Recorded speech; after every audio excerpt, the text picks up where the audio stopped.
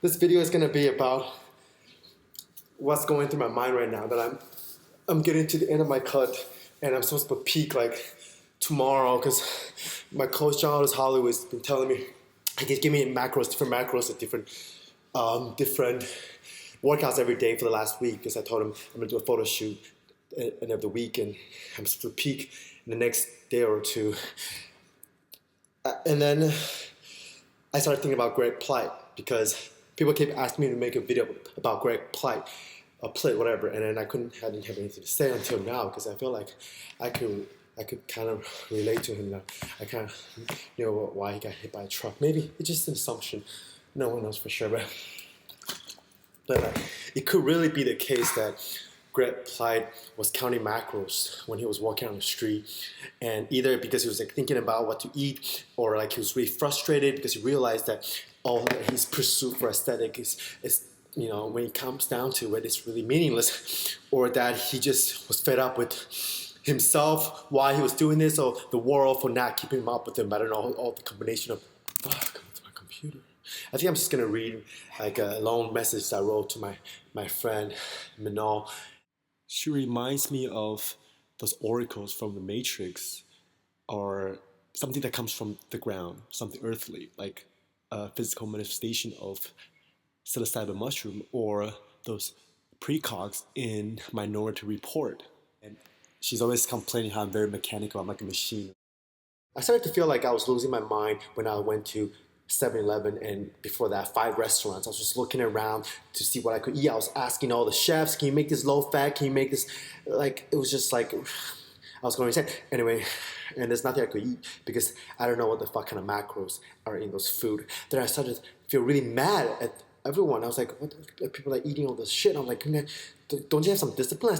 And then I feel really sorry to have to control you because the whole day I was telling my friend not to eat this carbs and not to we're gonna work out tonight because I was trying to control her and shit because like when you have so much control of your body, it's like you have to control other people, just like it's an extension of your control over your body and your life. And like I want to make all my friends work out, and I get mad when people don't work out with me or don't do cardio with me, is because like I'm taking it out on them because I couldn't get it myself. It's like you would go to work and your boss bitch at you, right? And then you go home and you bitch at your wife. It's like I'm climbing this mountain by myself and I don't want to abandon my friends, but if you don't keep up with me, I'm going to have to.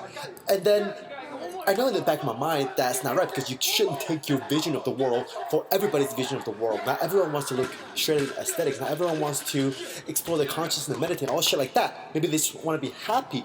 Because my friend asked me, then why do you want to make everyone you? And I was like, wait, I don't want to make everyone me. And what do I want to make myself then? The idealized version of me, which is composed of the social sphere and maybe the biological sphere of what constitute aesthetics.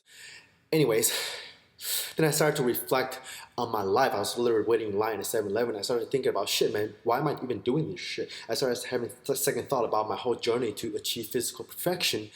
And I just felt like, why can't I just eat normal? And why can't I just smoke and do drugs with my friend instead of doing shrugs? Why can't I just, like I said before, make art and make music without my body being present? Then I started to realize that I have to work out. There's no other way around it.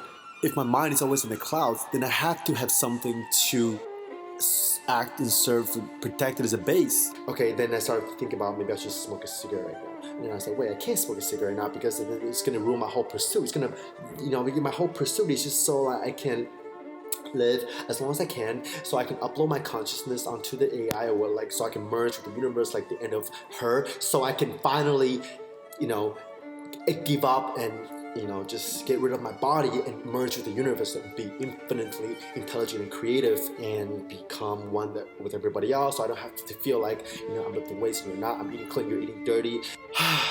And then this is when I started to feel like Greg Plitt, because I felt like, wait, there's another thought that came in my mind. I could just die any second. All this shit about thinking so far into the future, I could just die tomorrow. Who gives a fuck, right? And I started thinking about Greg Plitt, and I was like, well, if this is how, maybe Greg Plitt feels like this every day, because obviously he has more disciplines than I do, and I'm already feeling like this. And what if you watch Greg Plitt's video, he's very like restless. Like you feel like his ego is restless. You feel like he could be someone who I have a couple of friends who thinks that he killed himself. Yeah, that's my thoughts on the whole situation. And I feel like at the end, I just want to connect. I feel like at the end, you just want to connect with people because that's what you do as a human being. The reason why people work out and get pussy, it's not the pussy that matters. It's the physical connection. It's like if I can't connect with you on a mental or an emotional level, well, fine. Let's just have one night stands. Let's just fuck and let's just at least I can have that physical plane, be connected with people. And it's the same with how I try to connect with you guys, with my followers, my subscribers, and my fans like that. Actually, if I think about it, my whole thing, my whole pursuit of putting videos, unfiltered thoughts on YouTube, as being as honest about myself on YouTube, is so that I could connect with people, I could make friends. The 95% of the people that I hang out with now are people who know me because of my video. They found me through the videos first, and then we connect. Because putting shit on the internet really cut through the bullshit. You filter through other people who wouldn't otherwise connect with you. But then another contradiction is that are people really, are connecting with me for the right reason? Apparently my exterior, my outside, and my inside are very opposites. The body, the physique, when it's in its peak condition, is sort of idealized. Like the Greek statues, the Greek gods, they all more or less look the same because the proportion, the golden ratio, can be quantified to sort of a formula. But what's on the inside could not be. What's on the inside is a quality. It's a complex mixture of emotions and thoughts and feelings, especially if you have a lot of those to express. And someone like Greg Plitt, if you watch this video, he seems like someone who has a lot of internal complexity. And when you have an idealized body, people tend to quantify you in a static way, right? But then you could totally misunderstand what that person is going through on the inside. It's kind of like the relationship between language and what it tries to refer to. If you look at a word like love, it's sort of like a static external shell, like the aesthetic body, right? Everyone uses the same word love, but the feeling that love tries to capture and convey and wrap around is different for everyone. It's different every single experience of love. So you can never capture the gradation and the complexity of love, which is a quality, subjective quality, with something like language, which was static and more objective and quantifiable. So I guess you could say that me, Greg Plitt, and anybody that works out are extending those muscles outwards so they can use those muscle fibers, metaphorically connect with people, right? But then here's the contradiction. Here's the tricky part of this whole situation. As a bodybuilder, as I said before, eating clean and working out so hard, having that discipline, it's really hard for other people to relate with you. But then at the same time, you're sort of connected with people on other levels. Right, just like the emotional, don't connect, physical connect. It's like you're connected, but you're not connected. The feeling is very contradictory. And it's like we split your psyche in half.